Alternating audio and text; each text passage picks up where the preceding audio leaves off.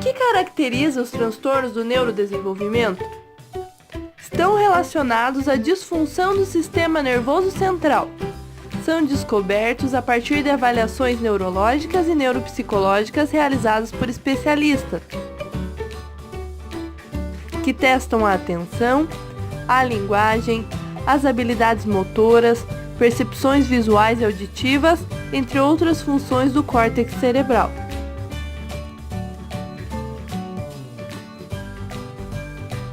Quais as consequências que os transtornos do neurodesenvolvimento causam?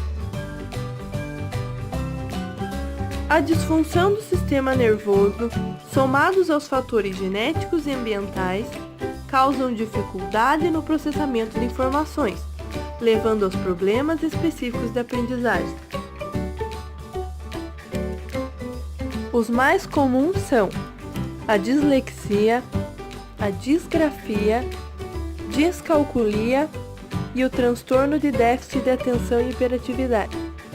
Dislexia é caracterizada pela dificuldade de aprendizagem da leitura. Pode ser visual ou auditivo. As crianças que apresentam sinais de dislexia visual encontram dificuldade em distinguir letras e palavras semelhantes, relacionar imagens com suas descrições, manter a ordem da escrita, desenhar e também fazem reversão e inversão de palavras.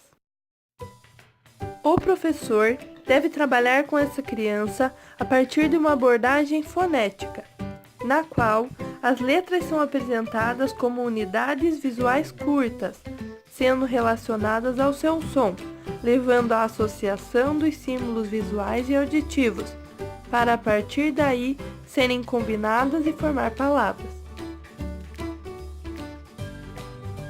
Dislexia auditiva. Encontram dificuldade em relacionar as letras com seus respectivos sons, não conseguem fazer a separação das palavras em sílabas e distorcem a pronúncia, trocando letras na forma escrita. O professor deve trabalhar a relação auditivo-visual, buscando demonstrar para a criança que tudo à nossa volta tem nome, que podemos relacionar tudo que ouvimos ao que vemos e também que as palavras são transformadas em símbolos escritos. E por meio da rotulação dos objetos mais visualizados no cotidiano da criança, trazer a relação entre a escrita e a experiência, e sempre enfatizar a leitura oral. Disgrafia. É caracterizada pelo comprometimento da ortografia e da caligrafia. A criança que apresenta disgrafia visualiza o que quer escrever, mas não consegue realizar. Apresentam um distúrbio de integração visual-motora. Podem apresentar dificuldade em escrever palavras corretamente, grafismo defeituoso, problema na precisão motora, letras sobrepostas, espaçamento e alinhamento da escrita incorretos. Para trabalhar com casos de disgrafia, o foco do professor deve ser em utilizar a técnica de aprendizagem sinestésica, aplicando a coordenação de padrões através da prática gradativa, passando de padrões grosseiros a padrões refinados, primeiramente com a ajuda do professor e depois sozinha, a fim de construir a coordenação motora necessária para o desenvolvimento da escrita. Descalculia. A dificuldade é com a matemática. Crianças com descalculia apresentam dificuldade na realização de cálculos iniciais, contagem, resolução de problemas e aritmética. O professor deve trabalhar com o material concreto, para que a criança possa manipular, desenvolver o pensamento numérico e as noções de quantidade.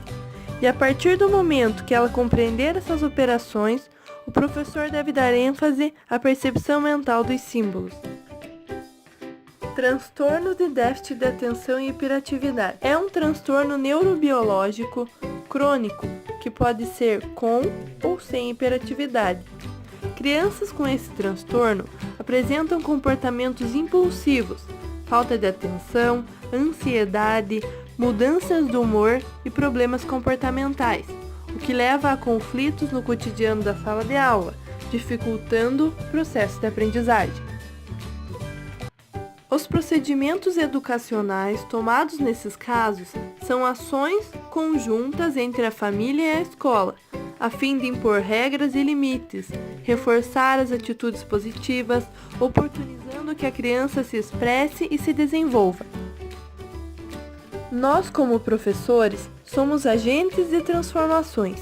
Portanto, devemos estar atentos a identificar as dificuldades dos nossos alunos, suas individualidades e também suas necessidades, buscando desenvolver métodos e práticas que facilitem a aprendizagem e que desenvolvam suas potencialidades, em meio a um processo mútuo de troca de conhecimentos e experiências entre o professor e o aluno.